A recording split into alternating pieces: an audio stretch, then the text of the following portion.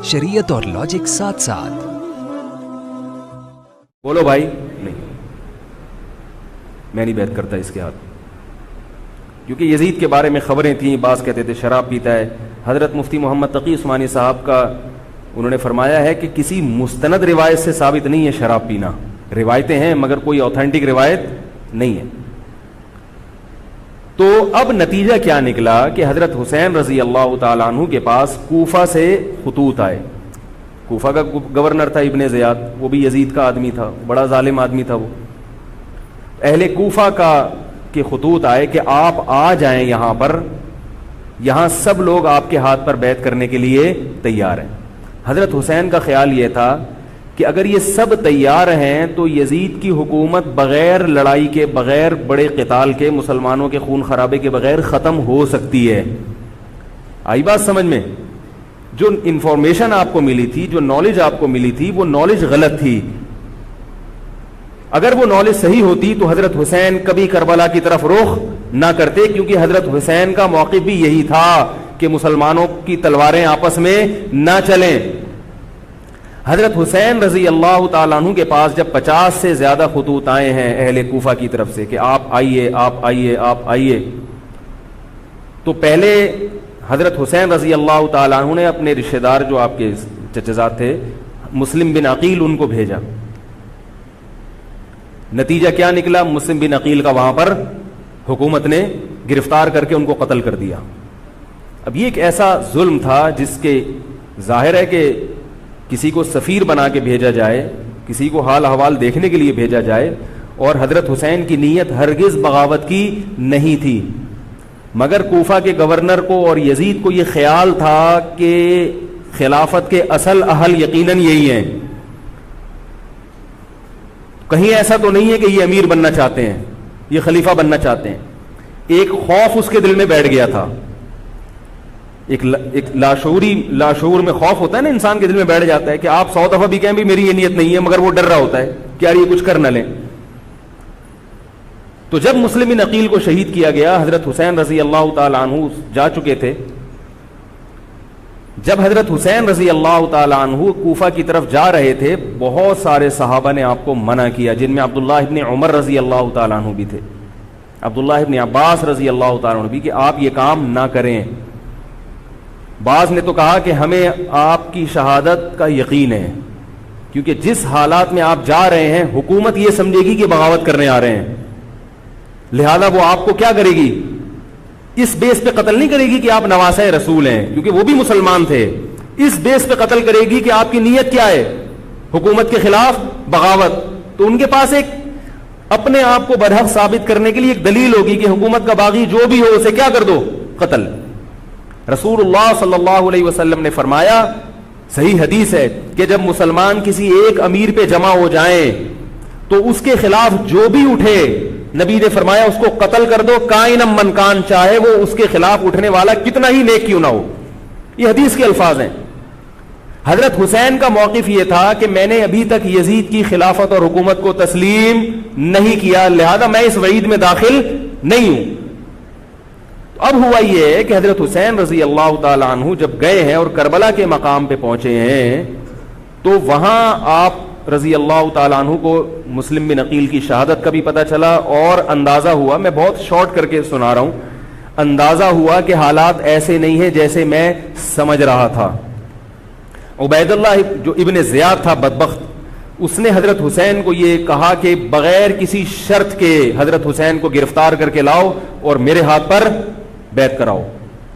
ये रसूलुल्लाह सल्लल्लाहु अलैहि वसल्लम के नवासे की तौहीन थी कि आप सल्लल्लाहु अलैहि वसल्लम के नवासे हैं और उनके साथ ऐसे मामला किया जाए जैसे एक आम शख्स के साथ मामला करते हैं। इनको गिरफ्तार करके माज़अल्लाह घसीट के लाओ और मेरे हाथ पर बैत पर क्या करो, इनको मजबूर करो।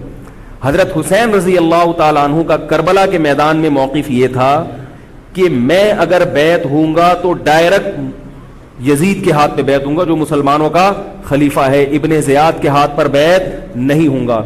ये भी इस तारीख का एक अहम पहलू है कि हजरत हुसैन ने कूफा जाने का इरादा तर्क कर दिया और करबला से शाम जाने का आप रजी अल्लाह ताला अन्हु ने इरादा कर लिया। اور بعض مورخین نے لکھا ہے کہ حضرت حسین جو واپس آ رہے تھے تو وہ کربلا سے گزر رہے تھے, وہ واپسی کا راستہ ہی شام کا راستہ ہے. نہیں یاری بات میرا خیال ہے سمجھ, وہ جس ٹریک پر چل رہے تھے وہ راستہ کون سا ہے, وہ شام کو جاتا ہے. یہ اس کی علامت ہے کہ آپ یزید سے ملاقات کے لیے, مذاکرات کے لیے تیار, بولو بھائی, ہو چکے تھے. کہ میں خود براہ راست یزید سے مل کے حال حوال دیکھتا ہوں, اگر مجھے سمجھ میں آئے تو میں اس کے ہاتھ میں بیعت ہو جاؤں گا.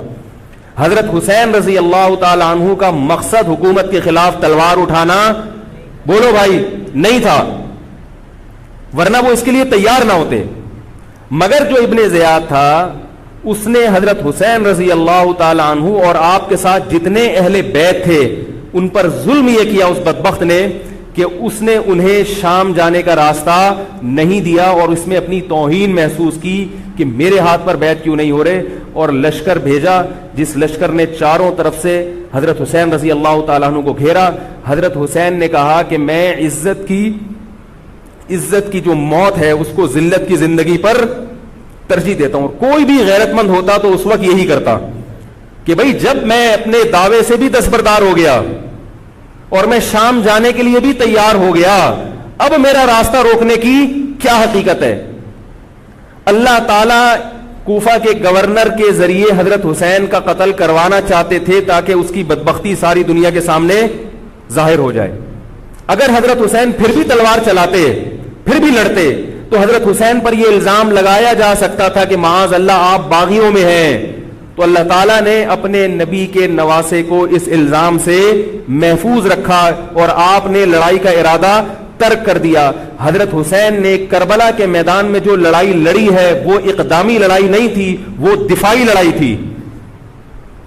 دیکھو جب حکومت آپ کو گھیر لے چاروں طرف سے, آپ کہیں ٹھیک ہے بھائی میں لڑائی سے دستبردار ہوتا ہوں, مجھے میرے گھر جانے دو. حضرت حسین کا ایک مطالبہ یہ بھی تھا کہ یا تو مجھے واپس جانے دو مدینہ, میں جہاں سے آیا ہوں وہیں جا رہا ہوں واپس, مکہ جانے دو یا مدینہ جانے دو. ان کا ایک مطالبہ تھا کہ نہیں, ان کو گرفتار کر کے لاؤ اور زبردستی ہمارے ہاتھ پر بیعت کراؤ. یہ ظلم تھا. نتیجہ کیا نکلا ہے کہ کربلا کے میدان میں آپ کو گھیر کر آپ کو بھی شہید کر دیا گیا, اور جتنے اہل بیت تھے مرد سوائے امام زین العابدین کے جو حضرت حسین رضی اللہ, حضرت حسن کے بیٹے تھے, ان کے علاوہ جتنے بھی اہل بیت تھے ان سب کو قتل کر دیا گیا.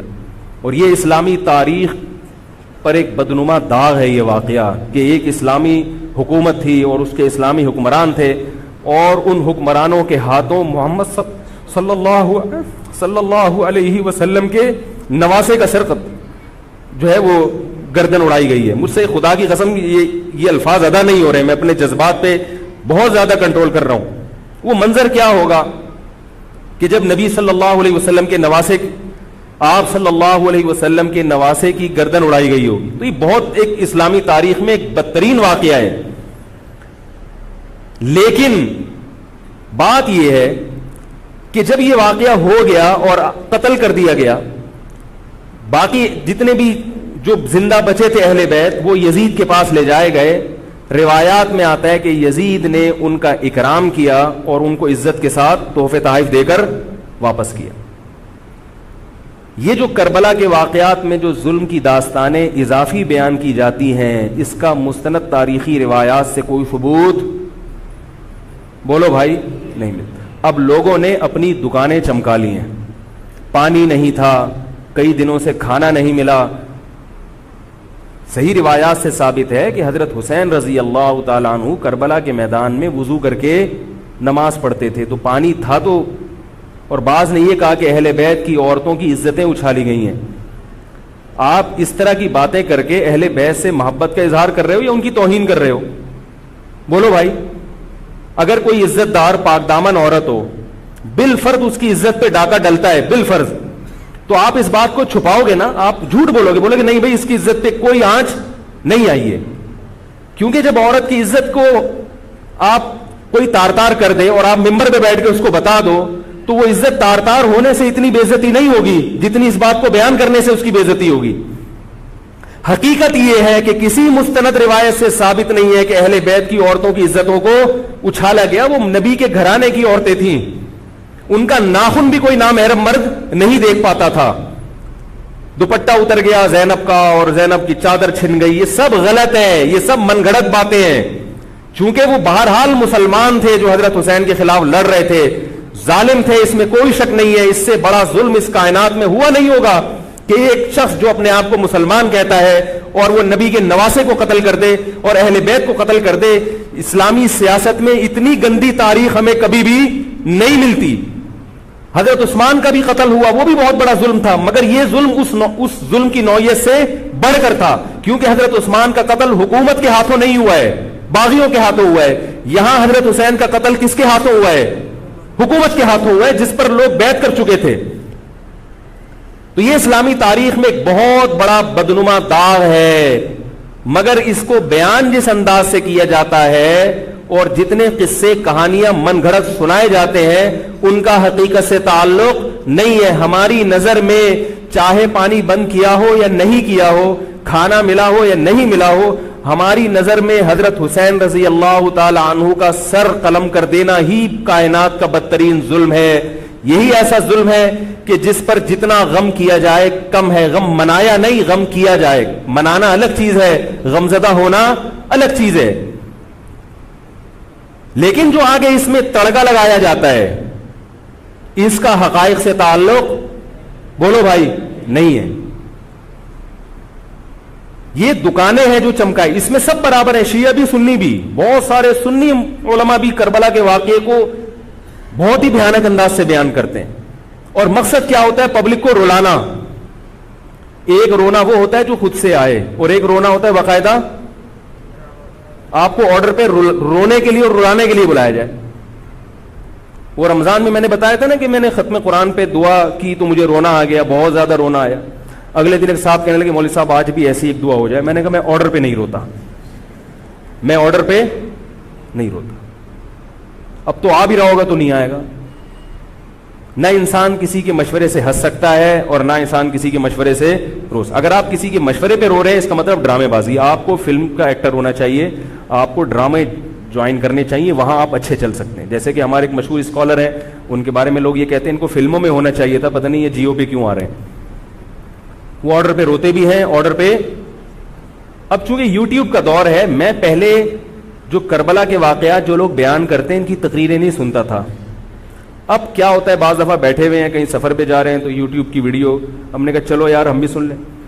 ایسی چہک چہک کے منہ بنا بنا کے گھما گھما کے تقریریں ہوتی ہیں, لگتا ہے کہ یہ باقاعدہ ایک ڈرامہ ہے, اداکار ہے, فنکار ہے جس کو ڈرامے بازی کے لیے یہاں پر. یہ حضرت حسین کی شہادت کو کیش کرا رہے ہیں. یہ حضرت حسین سے محبت کرنے والے نہیں ہیں, یہ ان کی شہادت کو. دیکھو اس کی مثال ایسے جیسے کوئی محلے میں مر گیا, کسی سیٹھ کا بیٹا مرا, اب آپ کو سیٹھ سے قرضہ چاہیے تو سب سے زیادہ آپ روگے نا, تاکہ سیٹھ صاحب سمجھیں کہ محبت سب سے زیادہ کس کو ہے؟ آپ کو. تو آپ اس کی بیٹے کی موت کو کیا کرا رہے ہو؟ کیش کرا رہے ہو. بعض لوگ کسی کی شہادت کو کیش کراتے ہیں, کسی پہ ظلم کو کیش کراتے ہیں. تو میں پھر عرض کروں کہ بہت بدترین واقعہ ہے. حضرت حسین رضی اللہ تعالیٰ عنہ کا سر لے جایا گیا یزید کے پاس. یزید بدبخت نے چھڑی سے آپ کے ہونٹوں کو چھوا. وہاں صحابی رسول نے فرمایا کہ ایسا مت کرو. فرمایا اللہ کی قسم میں نے ان ہونٹوں پہ بارہا محمد صلی اللہ علیہ وسلم کے ہونٹ رکھے ہوئے دیکھا ہے. بارہا میں نے دیکھا ہے کہ محمد صلی اللہ علیہ وسلم نے ان ہونٹوں کا بوسہ لیا ہے. بارہا میں نے دیکھا ہے. ان صحابی کے دل پہ کیا گزر رہی ہوگی جو حضرت حسین کے ساتھ یہ حرکت دیکھ رہے ہوں گے, جبکہ اسی حسین کو انہوں نے بارہا نبی کی گود میں بھی دیکھا اور بارہا نبی کے ہونٹوں کو بھی ان ہونٹوں سے مس ہوتے ہوئے دیکھا. تو جب یہ سر ان کے سامنے رکھا ہوگا اور اس کے ساتھ یہ حرکت ہو رہی ہوگی, ان صحابی کے جذبات کیا ہوں گے. مگر اس کے باوجود جو بتانے کی بات ہے, جو میں بتانا چاہتا ہوں, انہوں نے یزید کے خلاف بغاوت نہیں کی کہ جس یزید نے حضرت حسین کا یہ حشر کر دیا ہو, اگر اس کے خلاف بغاوت ہوگی تو باقی مسلمانوں کا کیا حشر کرے گا. تو اس میں صبر کی تلقین بھی صحابہ نے بتائی ہے کہ حاکم کے مظالم کو برداشت کیا جائے, زبان سے اس کو ہائی لائٹ کیا جائے کہ غلط ہو رہا ہے, تلوار نہ اٹھائی جائے. بات نہیں آ رہی میرے خیال ہے سمجھ میں؟ کیونکہ آج ایک واقعہ ہوا ہے, ورنہ کربلا جیسے درجنوں اور واقعات ہو جائیں گے. تو صحابہ کرام کی سیرت میں ہمیں ہر طرح کے اسباق ملتے ہیں. تو میں یہ عرض کر رہا تھا کہ یہ ہے وہ کربلا کا واقعہ جس کا میں نے آپ کو خلاصہ بیان کیا. اس کے بعد کیا ہوا ہے کہ یہ جو بنو امیہ کی حکومت تھی, اس کی وہ ویلیو صحابہ کرام کے دل میں نہ رہی جو پہلے کسی حد تک برقرار تھی. یہ بہت ایک حکومت کے خلاف لوگوں کے دل میں بغض پیدا ہو گیا اور بالآخر بغاوتیں شروع ہوئیں. لیکن جمہور صحابہ کا موقف پھر بھی یہی تھا کہ حکومت کے خلاف بغاوت جائز, بولو بھائی, نہیں. اور اسی طرح کے ظالم لوگ آتے رہے اور انہی کی اولادوں میں بنو امیہ میں اللہ نے پھر عمر ابن عبدالعزیز کو پیدا کیا. عمر ابن عبدالعزیز بھی انہی ظالم لوگوں کی اولاد تھے, مگر اسلام چونکہ قیامت تک رہنے کے لیے آیا ہے تو اللہ کو اپنا دین محبوب ہے, اللہ غیب سے انتظام کرتے ہیں. عمر ابن عبدالعزیز جیسے ہی حکومت میں آئے ہیں, خلیفہ بنے ہیں, آپ رضی اللہ تعالی عنہ نے وہ بنو امیہ کی جو جاہلانہ چیزیں تھیں ان سب کو ختم کر دیا. حکومتی ملکیت کو جو ذاتی خزانہ لوگ سمجھنا شروع کر دیا تھا اس کو ختم کیا. عمر بن عبدالعزیز کی ایک تاریخ ہے, ان کو 5واں خلیفہ راشد کہا جاتا ہے. علم حدیث کو مرتب کیا گیا, فقہ کو مرتب کیا گیا, حدیث کا علم ضائع ہو رہا تھا. آپ نے حکم دیا کہ اکتب ما کان من حدیث رسول اللہ صلی اللہ علیہ وسلم فإنی اخاف ضیاع العلم والعلماء. فرمایا مجھے علم اور علماء کے ضائع ہونے کا خطرہ ہے, محمد صلی اللہ علیہ وسلم کی حدیثوں کو ریٹن فارم میں لایا جائے. تو باقاعدہ پھر حدیث کو باقاعدہ جمع کیا گیا کتابوں کی شکل میں, اور آج ہمارے پاس وہ حدیث محفوظ ہیں. فقہاء کرام کا دور آیا تو اللہ تعالیٰ نے حضرت عمر بن عبدالعزیز کے دور میں امت کو الحمدللہ دوبارہ جمع کر دیا. عمر بن عبدالعزیز کے بعد پھر بغاوتیں ہوئیں, بالآخر بنو امیہ کی حکومت کا خاتمہ ہوا, بنو عباس کی حکومت آئی. مگر بنو عباس کی حکومت آنے سے بنو امیہ کی حکومت مکمل ختم نہیں ہوئی. وہی ہوا کہ آپ نے اچھی نیت سے بغاوت کی مگر اس کا نقصان زیادہ. وہ کیا ہوا, بنو امیہ بھاگ گئے, اندلس میں حکومت قائم کر لی, اور ادھر بنو عباس کی. تو یہ تاریخ میں پہلا واقعہ تھا کہ اسلامی خلافت 2 حصوں میں ڈیوائیڈ ہو گئی. اس کے بعد آج تک ایک جگہ مسلمان جمع نہیں ہو سکے. کیوں؟ مسلمانوں نے اس حدیث کی مخالفت کی کہ امیر کے خلاف بغاوت, بولو بھائی,